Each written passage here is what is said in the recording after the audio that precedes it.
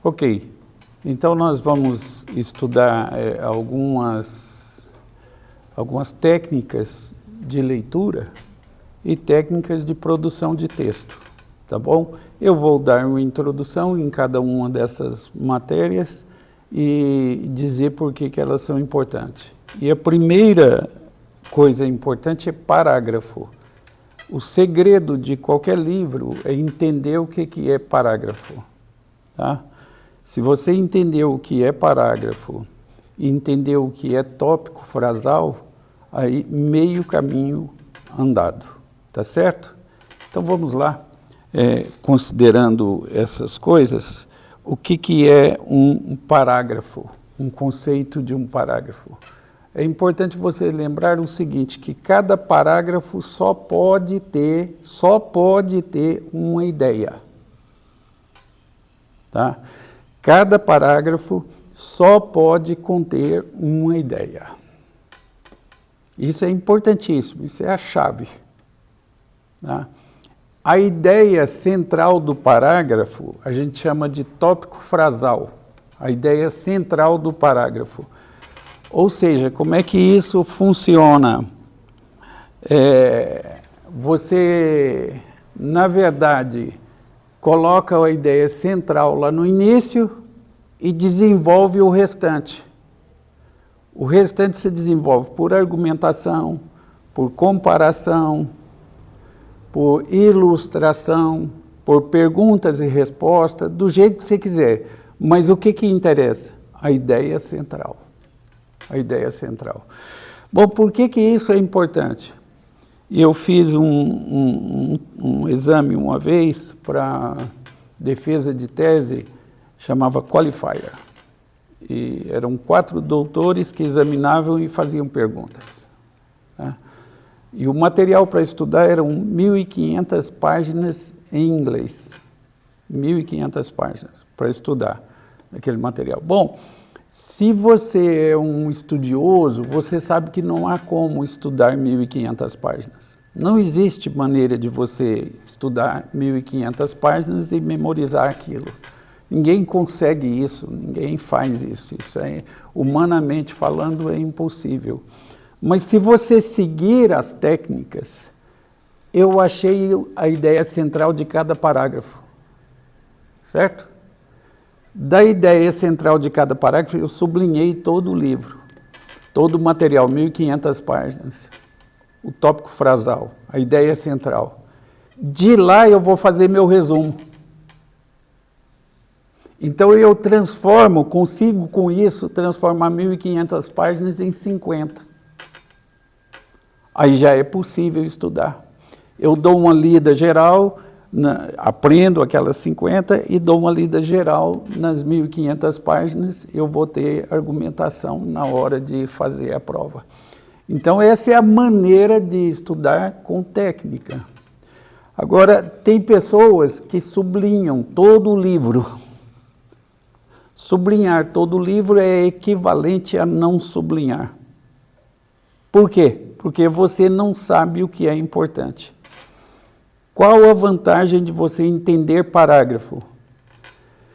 Bom, a vantagem é que daqui a 10 anos, se você tiver que rever aquele livro, você sabe tudo que é importante lá. E a vantagem será que quando você chegar na 10ª página, você não terá esquecido o que já leu até ali e ter que voltar à página primeira, tá? Por quê? Porque você vai ler sempre com um lápis na mão. Ler sempre com um lápis na mão. Fazendo o quê? Procurando a ideia central. Isso mantém a sua mente alerta. E isso vai fazer com que você não esqueça. Se dependesse de mim, se eu fosse que definisse as coisas, essa disciplina sobre aprender a aprender seria a primeira disciplina dada já no início da vida estudantil, vida acadêmica de uma criança. Já ele ia ensinar para ele como é que se faz para aprender. Então, essa questão, uma unidade de composição é o parágrafo. Unidade de composição. Aí, Se você aprende a escrever parágrafo, você está preparado para escrever livro. O que é livro? É um ajuntamento de parágrafos. Você está pronto para escrever livro. Então, qual é o meio, a chave de entrada para o escritor? Aprender a produzir parágrafo.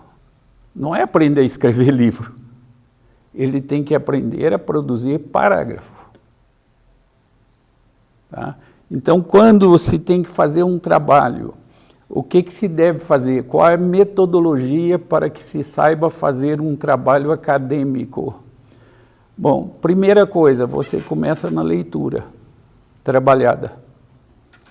E você pega a bibliografia. Quais os melhores autores sobre aquele assunto? Os melhores autores sobre aquele assunto.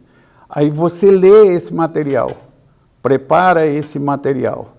Os melhores autores sobre o assunto. Depois de ler todo esse material, você faz o esquema, o índice lá. Então, aquele assunto que você vai abordar dentro daquelas perspectivas. Por exemplo, a doutrina da Trindade, suponhamos que seja seu trabalho. Aí você coloca em primeiro lugar a doutrina da Trindade com relação ao Pai.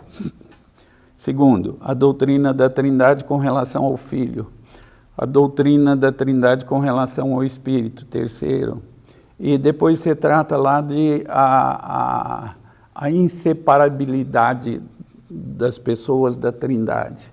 E você coloca tudo isso como capítulos, nome de capítulos. Certo? Você fez a primeira leitura, você fez o índice, e você já escreveu lá os nomes dos capítulos todos, você abre no seu computador uma pasta para cada capítulo. Aí você faz a segunda leitura de toda a sua bibliografia. Aí, naquela segunda leitura, você olha assim, nossa, esse assunto aqui ficaria muito interessante lá na inseparabilidade das pessoas da Trindade. Aí você já pega aquilo, coloca lá naquela pasta. Certo? Aí, isso aqui ficaria muito bom na introdução. Você pega aquilo, coloca na introdução. Isso aqui ficaria muito bom na conclusão. Pega aquilo e coloca já na conclusão. Depois, se fizer essa segunda leitura para fazer o trabalho, o que acontece? Você tem todo o material já do seu trabalho pronto. É só uma questão de costurar as ideias e dar a sua característica pessoal que nós vamos estudar aqui também, tá? Da sua característica pessoal. Essa é a metodologia para se fazer trabalho. O que acontece não raramente, muito comumente? O camarada chega à faculdade e ele quer fazer trabalhos assim, o professor dá o tema, ele quer escrever lá o tema e redigindo até chegar no final. Bom, não é isso que é fazer trabalho de pesquisa científica, não é isso. Outra coisa que você tem que cuidar muito, e eu preciso dizer isso, é na introdução e conclusão. Introdução e conclusão são capítulos equivalentes. Numa introdução de trabalho, eu tenho que acenar para todos os problemas que eu vou abordar naquele trabalho. Todos os problemas que eu vou abordar. Eu tenho que acenar para aquilo na introdução. E na conclusão, eu vou dizer qual foi o resultado de considerar aquele problema.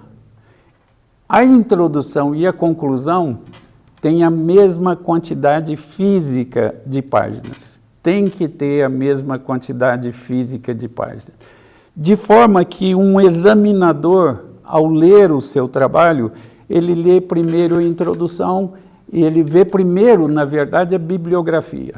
Pela bibliografia, ele sabe se as suas fontes são boas e a sua pesquisa procede. Depois da bibliografia, ele lê a introdução. Ele sabe quais os elementos que se vai abordar no trabalho. Depois da introdução, o examinador lê a conclusão, para ver qual foi o resultado da sua pesquisa. Aí ele fala, esse trabalho é considerável, ele já tem mais que metade da nota, só nisso aí. Aí ele diz assim, esse trabalho é considerável, eu posso ler. Aí ele vai ler todo o trabalho e avaliar. Mas é feito com metodologia, com técnicas, e é para ajudar, não é para confundir. Então, a primeira regra de tudo isso é essa, é que você tem cada parágrafo uma ideia. Mais de 70% dos parágrafos, a ideia central está no início. Eu vou mostrar isso depois, tá? Então, dessa ideia núcleo, ou tópico frasal, ou ideia central, isso é a chave para qualquer estudioso, entendeu? Ninguém vai ser metódico, ninguém vai ser estudioso se não entender isso. Não vai... A leitura é sempre com um lápis na mão. E sempre buscando a ideia central. Qual é a ideia do parágrafo? Tá?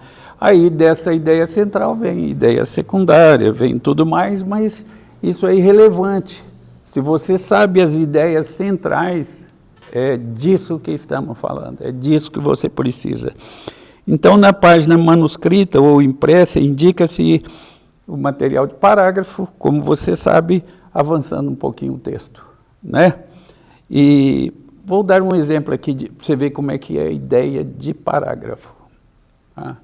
Ele diz assim, ó, lá, quando o tio Severino voltou da fazenda, trouxe para Luciana um periquito. Não era um cara suja ordinário, de uma cor só, pequenino e mudo. Era um periquito grande, com manchas amarelas, e andava torto e inchado, e fazia ré, ré. Esse era o periquito, certo? Ele gastou todo o parágrafo para tratar do periquito. E é só o assunto, o presente para Luciana, certo? Todo o parágrafo. Aí, ó, mudou, agora vai tratar da reação da Luciana ao receber o presente. Então, olha lá, Luciana recebeu, certo? A ideia central está aí. Luciana recebeu, abriu muitos olhos espantados, estranhou que aquela maravilha viesse dos dedos curtos e nodosos de tio Severino. Deu um grito selvagem, mistura de admiração e triunfo. Qual é a ideia central desse parágrafo? Só que a reação dela, tá vendo? Ela nem está escrita aqui a ideia central, mas a ideia central é a reação da Luciana ao receber o presente. Primeira ideia, o presente. Segundo, a reação dela, da menina, ao receber o presente. Isso é fazer parágrafo. Então, às vezes, as pessoas pensam que escrever livros é assim, de vai produzindo, vai escrevendo, vai escrevendo. Não é assim. Escrever livros é entender isso. E isso é um bom escritor, alguém que coloca as coisas nessa ordem e com essa técnica. Aí o leitor que vai estudar aquilo terá facilidade. Então, aqui, parágrafo só pode ter uma ideia. Geralmente vem no início dele, mais de 70% vem no início, tá certo? Do parágrafo, a ideia central. Ok, no primeiro parágrafo lá, de Luciana, do presente, a ideia núcleo é a chegada do periquito. Certo? Essa é a ideia núcleo. Presente de tio Severino a Luciana. Por isso, tudo o que aí se contém diz respeito ao periquito. E só a ele. Porque cada parágrafo só pode ter uma ideia. Se você perguntar isso para os meninos de escola hoje, eles não sabem. Porque não aprendem isso. Nós não aprendemos isso, isso é um erro, é um equívoco. Isso impede a leitura compreensiva dos textos, porque ele não sabe o que ele está procurando. Ok. Agora, o segundo parágrafo tem por ideia o núcleo a reação de Luciana ao receber o inesperado presente. Então, está aqui o modelo, está aqui a definição, e você pode seguir isso. Então, ambos, portanto, bem estruturados, eles estão. Pois que, como se vê em cada um deles, se agrupam ideias do mesmo teor. Trata do mesmo assunto. Cada parágrafo, um assunto. Essa é uma coisa que eu tenho que repetir, porque eu, fazendo revisão de redações, meu senhor, o cara põe 3, 4 ideias num parágrafo. Significa o quê? Que ele não entendeu nem o que é parágrafo. Nem o que é parágrafo. E, em virtude disso, é o que nós temos de analfabeto funcional. Ele não sabe onde começa a ideia e não sabe onde termina a ideia. Aí é uma dificuldade. Aí é uma dificuldade quase que intransponível. Então, isso nos ensina que mudança de rumo das ideias obriga a abertura de novo parágrafo, certo? Isso é parágrafo. É um dos elementos mais importantes de qualquer redação. Por que que as pessoas tiram boas notas e notas ruins no Enem? O problema está aqui, ó. Ele não sabe o que é parágrafo. Não é criatividade e mostrar coisas fantásticas, não é isso. É entender o que é parágrafo. E então coloca lá. Então, repetindo, você coloca a ideia central no início, a ideia central, a ideia mais importante no início do parágrafo, e depois desenvolve o restante. Ou você desenvolve por comparação, ou você desenvolve por perguntas e respostas, ou você desenvolve por ilustração, ou você desenvolve com uma historieta que mostra como é aquilo lá, como se dá aquilo lá. A maneira de você desenvolver o parágrafo tem centenas. E um bom escritor é o que varia tudo isso. Ele põe as ideias centrais, elas são claras, e é isso que ele quer transmitir, e ele varia na maneira de desenvolver esses parágrafos. Tá? Ok. A falta de domínio na composição do parágrafo afeta não só a construção da superfície do texto, mas também a sua coerência e coesão. O revisor está perdido, ele não sabe. Ele começou nessa ideia, agora aqui já está noutra coisa. O que faz? 0 na redação. Ele não pode, ele não vai conseguir entender isso. Quanto ao tamanho, tem 2 coisas importantes. Essas 2 palavras precisam ser lembradas. Uma chama-se concisão e a outra chama-se prolixidade. Concisão é a arte que a pessoa tem de dizer muita coisa com poucas palavras. Ele vai direto ao ponto. Ele é conciso, certo? Diz muita coisa com poucas palavras. Prolixidade é o fato de dizer pouca coisa com muitas palavras. Os mineiros diriam que é ficar rodeando o toco e não fala o que quer, não vai direto ao ponto. O sermão, ele tem que ser conciso, você tem que ir direto aos seus pontos, tá? E o bom escritor é aquele que vai direto ao ponto. Ok? Onde eu estiver falando, que você quiser apartear e fazer uma colocação, fique à vontade aí, tá bom? Mas concisão, eu tenho que lutar a vida inteira para ser conciso, para ser objetivo. Falar muita coisa com poucas palavras. Vim, vi e venci, disse Napoleão. Muita coisa. Poucas orações. Né? Oração é aquela ideia que gira em torno de um verbo, certo? Então aí quantas orações tem? Vim, vi e venci. Então, cada verbo é uma oração. É assim que se conta a quantidade de orações.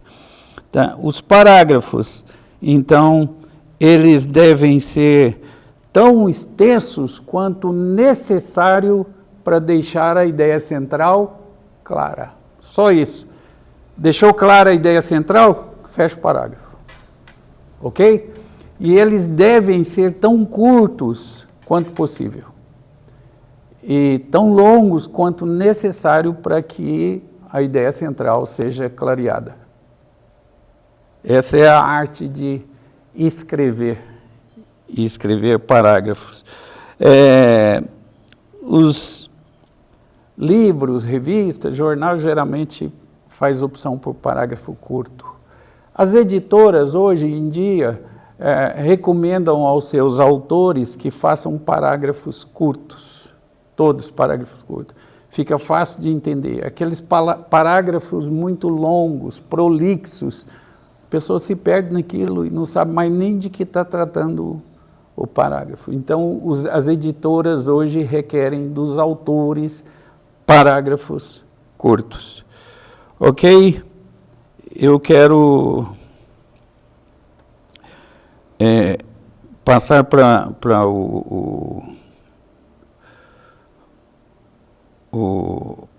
a ideia já mostrar os modelos de parágrafo, tá? Ok, então vamos lá. Vamos mostrar aqui qualidade do parágrafo. Primeiro o exemplo aí. Ele diz, falando do circo, aí ele fala assim: na noite de estreia, o grande circo estava todo iluminado e cheio de gente. A sua banda de música tocava dobrados alegres. Acabou o parágrafo. Ele está tratando do que acontecia na noite de estreia.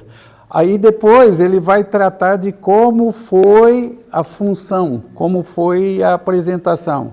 Aí agora olha aí a nova metodologia dele. Olha, começou a função. Está aí a ideia central. É a função. Aí ele fala assim: o diretor do circo disse, respeitável público. Exatamente como acontece lá no circo, certo? E fez a apresentação dos artistas. O primeiro número foi o dos... Aí ele descreve todos os números que esteve lá, mas ele descreve de forma dentro do parágrafo. Tudo o que aconteceu lá no circo está nesse parágrafo aí. E o que eu quero é que você perceba o que é parágrafo. Bom, se você percebe o que é parágrafo e sublinha isso de forma inteligente, você já resolveu metade dos seus problemas. Porque você já conseguiu preparar o seu texto para fazer um resumo, certo? E daquele resumo, se fizer um resumo do resumo, isso chama-se mapa mental. É um resumo do resumo. Vai ficar fácil para você entender o seu texto. Ok? Então, no parágrafo de abertura, o escritor descreve concisamente, isso é importante, o aspecto do circo na noite de estreia. E, para tanto, bastaram-lhe os breves períodos em que ele reuniu os elementos suficientes para compor a cor local do ambiente onde se iriam desenrolar os acontecimentos narrados depois. Então, tais acontecimentos haveriam de vir necessariamente englobados em outro parágrafo. Se você não entender parágrafo, você não entendeu o texto. Não entendeu o conteúdo, não entende a proposição do autor.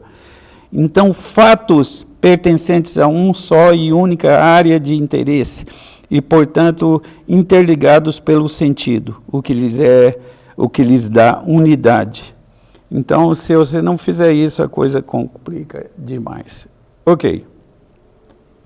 Evidentemente, não pode haver moldes muito rígidos para a construção de parágrafos.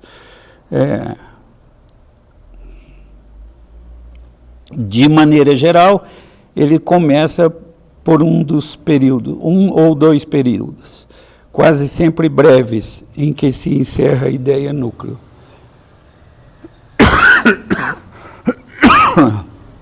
Esse é o conceito de parágrafo. No início, a ideia central.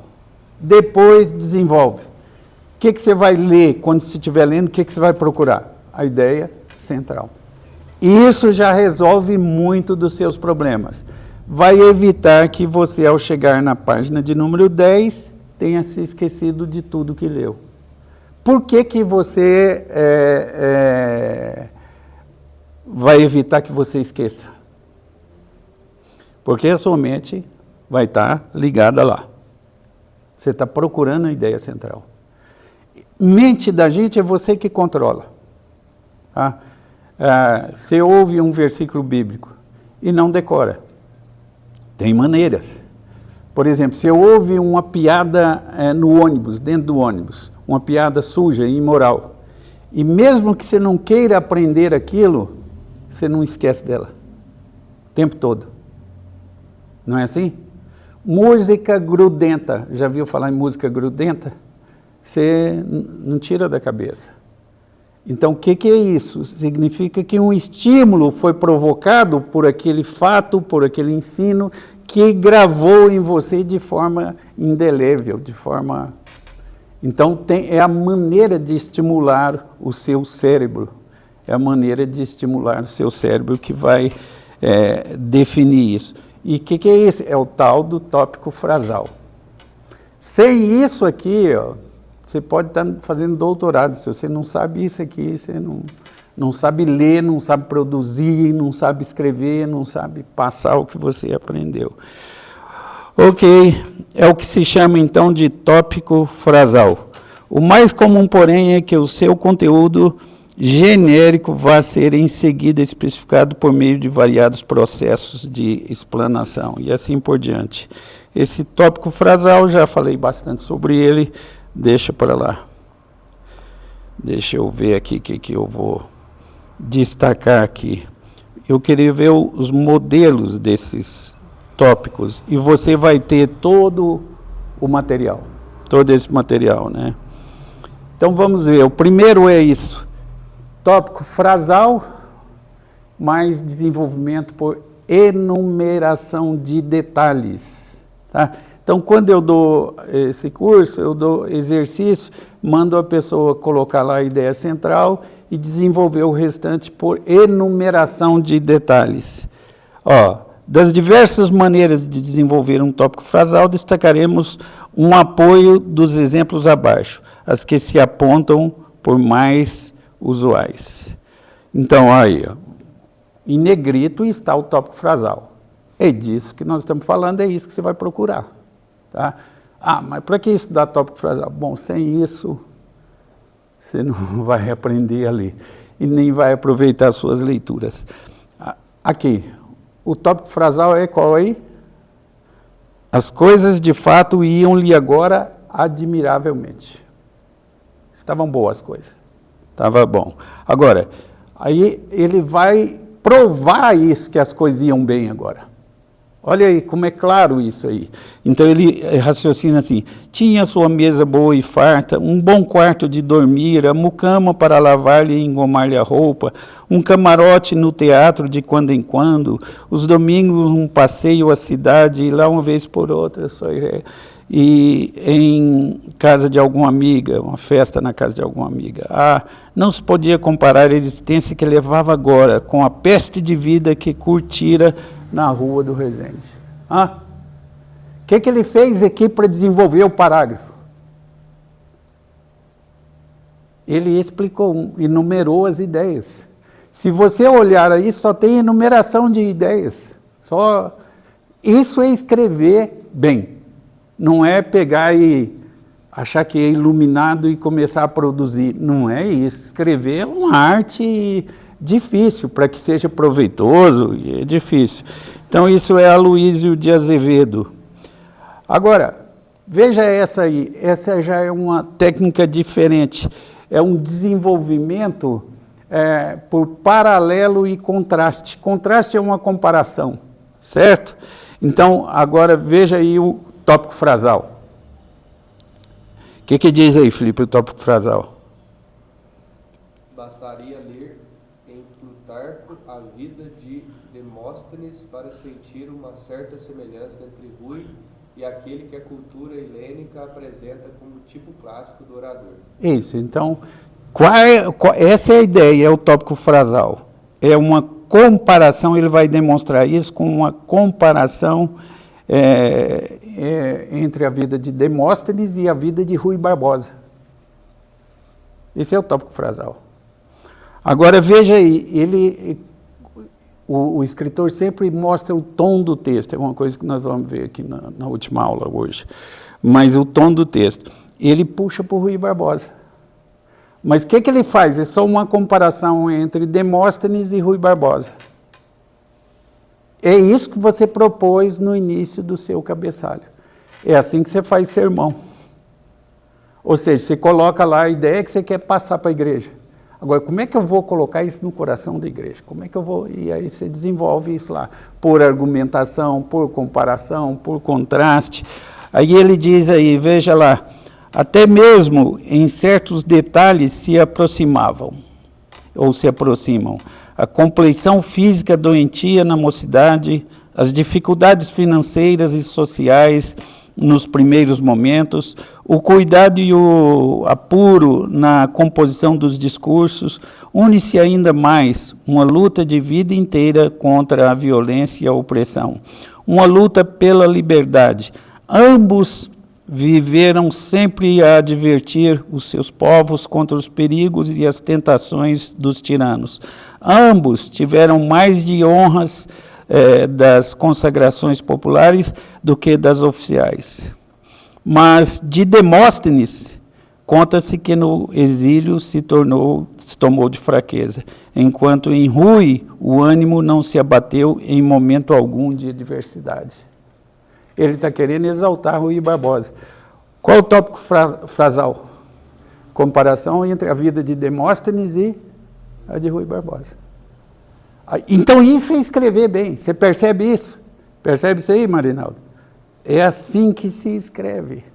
Então, se esse negócio de começar a escrever, não quer dizer nada, Então, e mesma coisa, o seu sermão tem que ser a mesma coisa. A mente humana entende as coisas organizadas. Eu preciso organizar as coisas. Então, agora, minha divisão do sermão é essa. O pecado de Davi com Batseba. Então, tudo que eu vou dizer é sobre o pecado de Davi com Batseba. Então, é isso aí. Ou por um modo, ou por outro, por comparação. A maneira como eu desenvolvo o parágrafo sou eu que escolho. Mas o tópico frasal é o problema de Davi com Batseba. Esse é o tópico frasal, certo? Se você guarda isso, se sublinhou isso, quando você vai fazer o rascunho, o resumo do seu texto, está pronto. Você achou todas as ideias centrais ali, está pronto. Certo? Ok. Qual a diferença de resenha para resumo? Resumo, você coloca lá um texto, faz uma síntese usando as palavras do autor, do que ele tratou. Mas não tem uma avaliação. A resenha é uma avaliação sua daquilo que o autor tratou. Se aquilo é útil, se é bom, se ele trabalhou adequadamente, coisa assim. Ok. Vamos apresentar agora um outro tipo de desenvolvimento do parágrafo, que é o desenvolvimento por algum tipo de piada e anedota, né? Os sábios nunca foram, não serão e nem serão validos dos príncipes, não serão capazes dos príncipes, certo? Esse é o tópico frasal.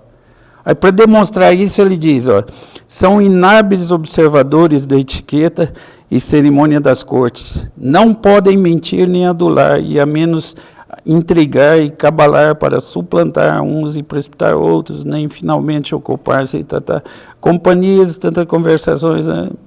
Isso é o Marquês de Maricá que fala isso, né?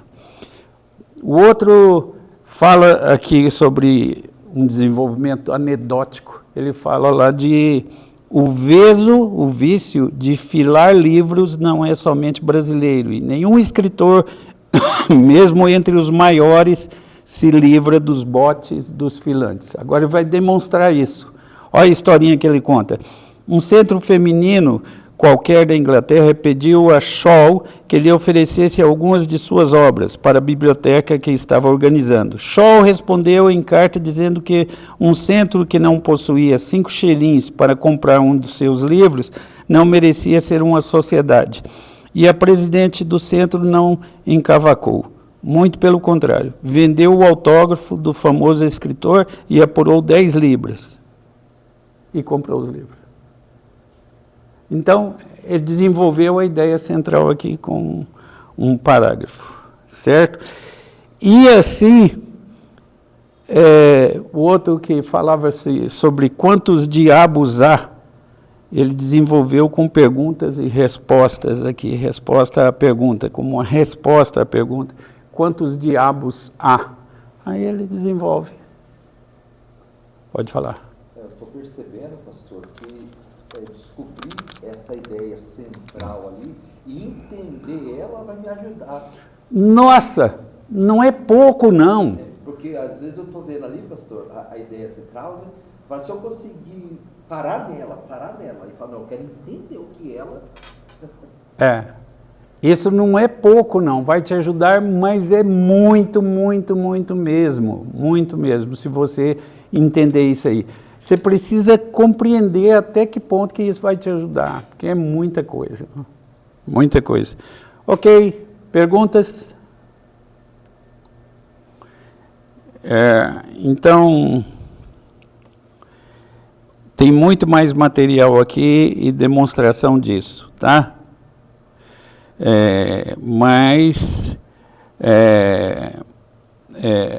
Por enquanto, o que me interessa passar para vocês é isso. Tá ok? Então, essa é a primeira parte, primeira aula.